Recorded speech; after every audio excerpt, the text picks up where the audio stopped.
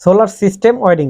আমরা এখন solar system, আমরা অনেকেই দেখেছি বাসা বাড়িতে যে যা আপনাদের নিজেদেরও বাসাতে থাকতে পারে যে সোলার সিস্টেম লাইন করা আছে, এবং এতে বিদ্যুৎ খরচ অনেক কম হয় এবং আপনার বিদ্যুৎ খরচটা বেঁচে যায়। বিদ্যুৎ খরচটা অনেক মানে বেঁচে যায়। সোলার সিস্টেম একবার খরচ করে একবার মানে লাগালে প্রায় 5-6 বছর মানে অনায়াসে চলে যায়। তো আমরা এখন মানে প্রায় আমরা ভবিষ্যতে 5-6 বছর পরে আমরা দেখতে পারবো প্রত্যেকটা বাড়িতে বাড়িতে সোলার সিস্টেম হয়ে গেছে।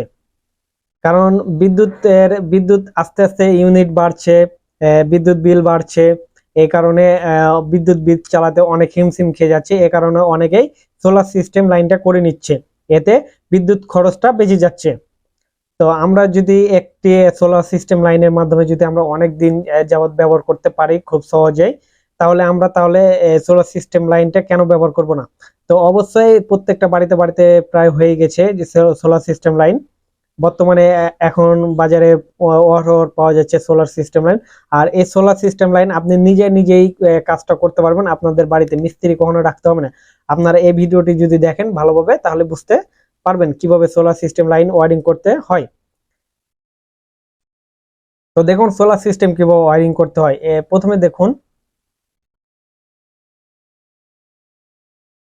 সোলার প্যানেল, এটা হলো সোলার প্যানেল যেটা সূর্যের রশ্মির মাধ্যমে এটা চার্জ হয়, এটা সোলার প্যানেল। আর সোলার প্যানেলের জন্য আমাদের যে ডিসি লাইট জ্বালানোর জন্য একটা কন্ট্রোলার বক্স লাগবে, কারণ কন্ট্রোলার বক্স না হলে আমাদের সোলার সিস্টেমটা চার্জ মানে হতে পারবে না। তাহলে আমাদের একটা ব্যাটারি লাগাতে হবে। এই যে ব্যাটারিতে চার্জ ধরে রাখার জন্য আমাদের অবশ্যই একটা ব্যাটারি ব্যবহার করতে হবে। আর এটা কত ওয়াটের হবে, কেউ অনেকে লাগায় 200 ওয়াট, কেউ লাগায় 300 ওয়াট, কেউ লাগায় 500 ওয়াট, কেউ লাগায় 1000 ওয়াট, সেটা ওয়াট ভিত্তিক। এবং কত ওয়াটে কতটা লাইট জ্বালায় অন্য একটি ভিডিওতে আপনাদেরকে খুব সুন্দরভাবে আমি দেখিয়ে দেবো যে একটি সোলার লাইটে কয়টা লাইট জ্বলে, কয়টা ফ্যান চলে, ইত্যাদি ইত্যাদি। এগুলো আমি আপনাদেরকে খুব সুন্দরভাবে বুঝিয়ে দেবো। শুধুমাত্র এটুকু সাধারণ জ্ঞানটুকু নিয়ে রাখুন, তাহলে ভালোভাবে বুঝতে পারবেন। তো এখান থেকে লাইন নিয়ে যাওয়ার পরে কন্ট্রোলার বক্সে প্রথমটাতে দিতে হবে।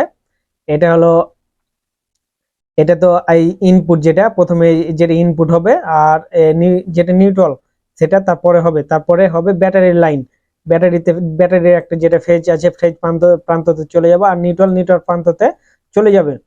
আর যে আমরা যদি বক্স মানে কন্ট্রোলার সোলার কন্ট্রোলার দিয়ে যদি আমরা কোনো ডিসি লাইট বা কোনো ডিসি ফ্যান চালাতে চাই, তা আমরা পরের দুইটা থেকে আমরা খুব সহজেই যে দেখুন আপনারা চিত্রের মাধ্যমে খুব সুন্দরভাবে বুঝতে পারছেন। এটা হলো ডিসি লাইন,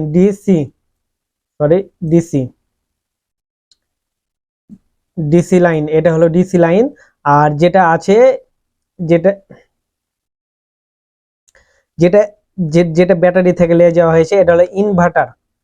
আমাদেরকে ইনভার্টার লাগানোর ক্ষেত্রে বিশেষভাবে সতর্ক থাকতে হবে, কারণ একটি সোলার সিস্টেম যখন আপনি 500 ওয়াট সাধারণত যদি লাগান, তাহলে আপনাকে ইনভার্টার তার থেকে একটু কমেরটা লাগাতে হবে। যেমন আপনি ধরেন কি যে 1000 ওয়াটের একটি সোলার প্যানেল লাগালেন, আপনাকে 500 ওয়াট ব্যবহার করতে হবে। আর আপনি যদি সোলার প্যানেল যদি 1000 ব্যবহার করেন আর ইনভার্টার যদি আপনার ব্যবহার করেন 2000 ওয়াটের, তাহলে কি আপনার ওই লাইনটা কি বেশি দিন টিকবে না টিকবে না?